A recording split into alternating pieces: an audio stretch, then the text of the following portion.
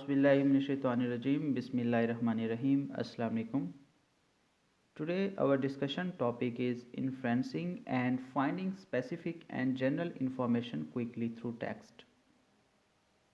Inferencing क्या होती है, किस तरह से हम स्पेसिफिक और जनरल इंफॉर्मेशन किसी भी टेक्स्ट में से जल्दी से हासिल करते हैं, तो ये आज का हमारा टॉपिक है और ये लिंक्ड है स्कीमिंग और स्कैनिंग से, जो कि ऑलरेडी हम लोग डिस्कस कर चुके हैं कि स्कीमिंग क्या होती है और जो हमारे पास स्कैनिंग होती है वो क्या होती है, किस तरह से की जाती है, क्या उसके फ़ायदे और क्या नुकसान होते हैं हमारे पास। तो अब सबसे पहले हम देखते हैं कि व्हाट इज़ इन्फ्रेंसिंग। इन्फ्रेंसिंग होती क्या है। इट्स अ लिंग्विस्टिक्स टर्म और इसका जो ताल्लुक है वो साइकोलिंग्विस्टिक्स के साथ है। The practice of inferring the meaning of an unfamiliar word और expression from the meaning of familiar words occurring with it in a context together with one's knowledge of or beliefs about the world। अब इसके अंदर हमारे पास क्या होता है कि inferencing में इसका जो ताल्लुक होता है वो हमारे माइंड के साथ होता है, हमारे ब्रेन के साथ होता है, हमारी प्रीवियस जितनी भी इंफॉर्मेशंस होती हैं उनके साथ होता है। हम लोग क्या करते हैं कि हम लोग प्रैक्टिस करते हैं इन्फ्रेंग की मीनिंग के साथ जो भी अनफेमिलियर वर्ड्स होते हैं या एक्सप्रेशंस होते हैं किसी भी फेमिलियर वर्ड से जो कि उस कॉन्टेक्स्ट के अंदर बयान किया जा रहा होता है, और हम जो भी वर्ल्ड के अंदर जितना भी नॉलेज और बिलीव्स हैं उनके थ्रू हम लोग आइडियाज़ को कलेक्ट करने की कोशिश करते हैं। मिसाल के तौर पर आप लोग एक शॉर्ट स्टोरी पढ़ रहे हैं या ऐसे पढ़ रहे हैं, लेकिन एक पैराग्राफ के अंदर बाकी सारे वर्ड्स आप लोगों को आते हैं, उनके मीनिंग्स का पता है आप लोगों को, लेकिन एक या दो वर्ड्स ऐसे हैं जिनके मीनिंग आपको नहीं आ रहे। आप लोग क्या करते हैं, जो प्रीवियस पहले जो उसके सेंटेंस होते हैं और बाद में आने वाले जितने भी सेंटेंसेस होते हैं आप लोग वहाँ से एक आइडिया जनरेट करते हैं कि शायद इसका ये मतलब हो सकता है, एज्यूम करते हैं एक तरह से। तो ये इन्फ्रेंसिंग होती है। Observations occur when we can see something happening. वो कह रहे हैं कि ऑब्जर्वेशन जो होती है वो उस वक्त होती है जब हम किसी चीज़ की हैपनिंग को देखते हैं। कोई भी चीज़ जब हमारे सामने हो रही होती है तो उसे हम क्या कहते हैं कि वी आर डूइंग ऑब्जर्वेशन। हम ऑब्जर्व कर रहे थे और ये चीज़ हमारे सामने वाक़ई हुई। In contrast inferences are what we figure out based on an experience. लेकिन जो इन्फ्रेंसिंग होती है दरअसल उसका जो बेस होता है वो हमारे एक्सपीरियंसेस पर होता है कि हमारा जो प्रीवियस नॉलेज है वो कितना वसी है, किसी भी टॉपिक्स को समझने के रिलेटेड, समझने से रिलेटेड कितनी हमारे पास प्रीवियस नॉलेज है, कितना हमारे पास इस टॉपिक के बारे में इंफॉर्मेशन है, कितनी हमारी जो स्टडी है वो वास्ट है या एक्सपेंड है। तो ये इन सब चीज़ों को मद्देनज़र रखते हुए हम लोग अनफेमिलियर वर्ड्स को जो मीनिंग उसका फाइंड आउट करते हैं, एज्यूम करते हैं, उसे हम इन्फ्रेंसिंग कहते हैं। Helping students understand when information is implied or not directly stated will improve their skill in drawing conclusion and making inferences। अब इसमें क्या होता है हमारे पास, इससे क्या होता है कि स्टूडेंट्स को हेल्प आउट किया जाता है कि ऐसी इंफॉर्मेशन जिसके बारे में आपको आइडिया नहीं है लेकिन आप लोग उस इंफॉर्मेशन को गेन करना चाहते हैं तो डायरेक्टली आप स्टेटेड नहीं करेंगे बल्कि अपनी स्किल्स को इम्प्रूव करेंगे ताकि आप लोग इन्फ्रेंसिंग करते हुए किसी न किसी नतीजा पर पहुंच सकें, कोई ना कोई उस वर्ड का मीनिंग आप लोग अखज़ कर सकें। होप कि आप लोगों को समझ आ गई होगी कि इन्फ्रेंसिंग क्या होता है। एक बार फिर मैं रिपीट करता हूँ। इन्फ्रेंसिंग दरअसल एक ऐसी स्किल है जिसमें अनफेमिलियर वर्ड्स जिनके मतलब हमें नहीं आते किसी भी टेक्स्ट के अंदर जो मौजूद होते हैं, हम प्रीवियस वर्ड्स या सेंटेंसेस या जो कमिंग वर्ड्स और सेंटेंसेस होते हैं वहाँ से एक आइडिया जनरेट करते हैं कि इस वर्ड का ये मतलब होगा, इस सेंटेंस का ये मतलब होगा। ये हम इन्फ्रेंसिंग कर रहे होते हैं। अब हम ये देखते हैं कि what is reading for specific information, कि रीडिंग फॉर स्पेसिफिक इन्फॉर्मेशन से क्या मुराद है। Reading for specific information involves understanding what information or what kind of information you are looking for, locating it and then reading the relevant part carefully to get a full and detailed understanding. Sometimes reading for specific information also involves reading to see if information is contained in a text. अब इसमें हम क्या कर रहे हैं, दरअसल हम लोग स्कीमिंग और स्कैनिंग करते हुए रीडिंग फॉर स्पेसिफिक इन्फॉर्मेशन को इन्वॉल्व कर रहे होते हैं अंडरस्टैंडिंग से, समझने से कि किस तरह की इन्फॉर्मेशन हमें चाहिए, किस टाइप की इन्फॉर्मेशन चाहिए और ये इन्फॉर्मेशन हमें कहाँ पर मिलेगी। फिर हम जब उसे लोकेट कर लेते हैं, स्कैन कर लेते हैं, फिर हम जो उसका जो रेलिवेंट पार्ट होता है जिसकी हमें ज़रूरत होती है उसे हम बहुत केयरफुली पढ़ते हैं और वहाँ से जो डिटेल्ड इन्फॉर्मेशन होती है उसे हम कोलेक्ट करते हैं। देखें, स्कीमिंग और स्कैनिंग में भी हम लोग यही कर रहे थे। स्कीमिंग में हम लोग क्या कर रहे थे, स्कीमिंग में जस्ट हम लोग जनरल आइडिया को कलेक्ट कर रहे थे, लेकिन स्कैनिंग में क्या कर रहे होते हैं, हमें पता होता है कि हमने किस चीज़ के बारे में हमें इंफॉर्मेशन गेन करनी है और हमें उसकी लोकेशन का भी पता होता है कि ये फ़लाँ पेज पर अवेलेबल होगी और वहाँ से जाके हम इंफॉर्मेशन गेन कर लेंगे। जिस तरह मैंने एग्जांपल्स दी थी, सेल फ़ोन के अंदर कॉन्टैक्ट लिस्ट के अंदर जिस भी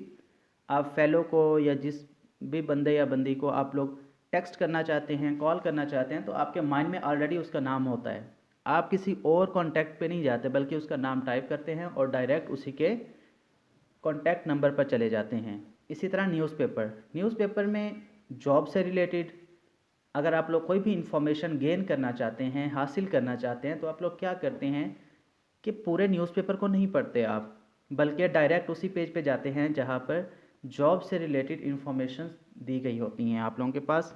इस तरह से रीडिंग फॉर स्पेसिफिक इंफॉर्मेशन हम लोग सिर्फ़ और सिर्फ किसी स्पेसिफिक पर्पस के तहत कर रहे होते हैं।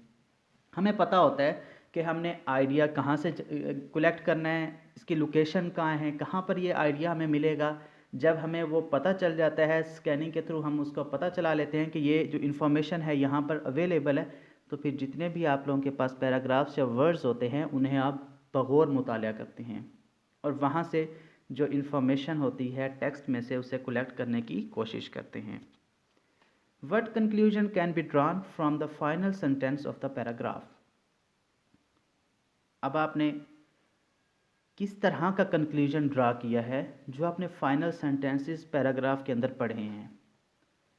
You might need to determine that the text is factually incorrect. आपको इस बात का भी अंदाज़ा होना चाहिए कि आया कि जो टेक्स्ट दिया गया है क्या वो फैक्चुअली इनकरेक्ट है या करेक्ट है। आपको पता होना चाहिए कि जो इन्फॉर्मेशन आप लोग गेन करने जा रहे हैं आया कि वो वहाँ पर मौजूद भी है या नहीं है।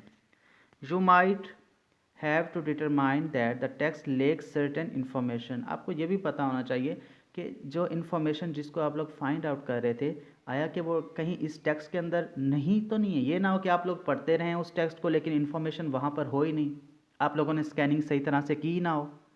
तो जब आप लोग स्कैनिंग सही तरह से नहीं कर पाएंगे तो एक्चुअल इन्फॉर्मेशन तक आप लोग नहीं पहुंच पाएंगे। It's a process, it's a linkage. जिस तरह एक चेन होती है, कड़ी दर कड़ी एक सिलसिला मिला हुआ होता है और एक चेन बनती है, सेम रीडिंग स्किल्स के अंदर स्कीमिंग, स्कैनिंग, इन्फ्रेंसिंग ये भी एक चेन की शक्ल में आएंगी, फिर ही आप लोग इस चीज़ को समझ पाएंगे।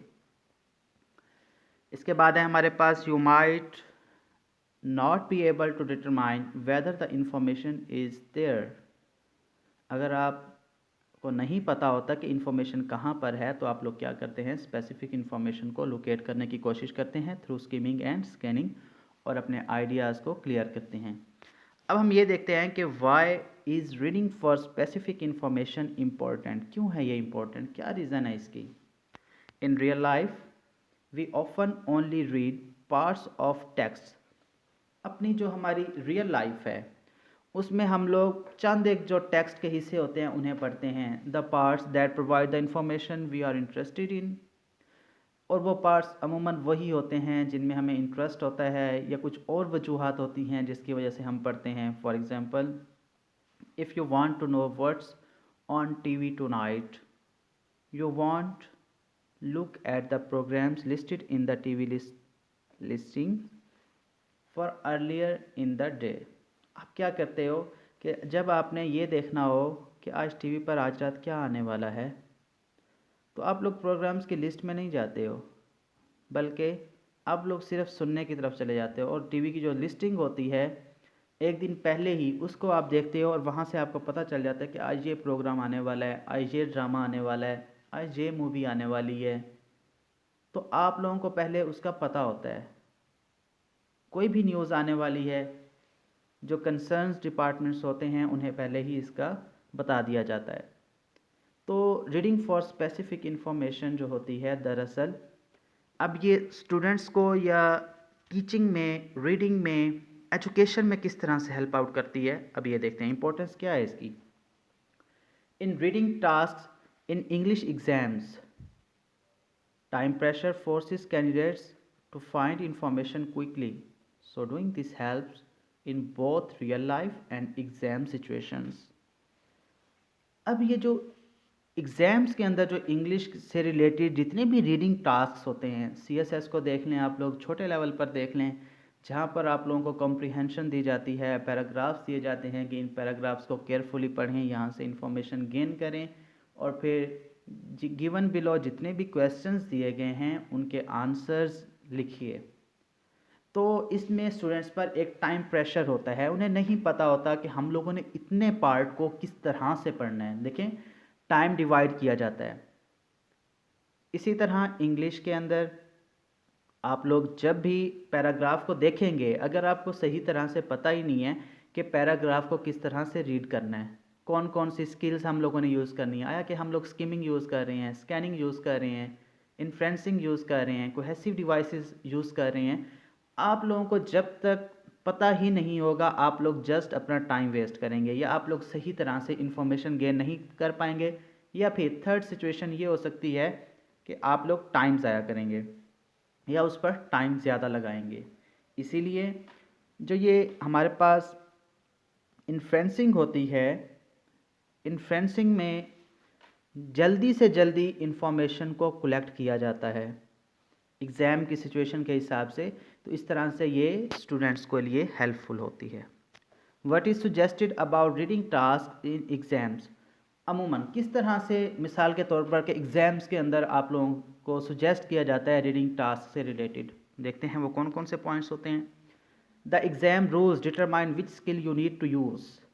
अब जो रूल्स हैं, फॉर एग्ज़ाम्पल डायरेक्ट आप लोगों को एक पैराग्राफ दे दिया गया, आप लोगों से ये कहा गया कि इन पैराग्राफ्स को आप लोग रीड आउट कीजिए और अपनी वर्डिंग में आप लोगों ने जो आंसर्स हैं वो लिखने हैं। अब यहाँ पर आप लोग जनरल इन्फॉर्मेशन वहाँ से कलेक्ट करेंगे, स्किमिंग करते हुए, स्कैनिंग करते हुए।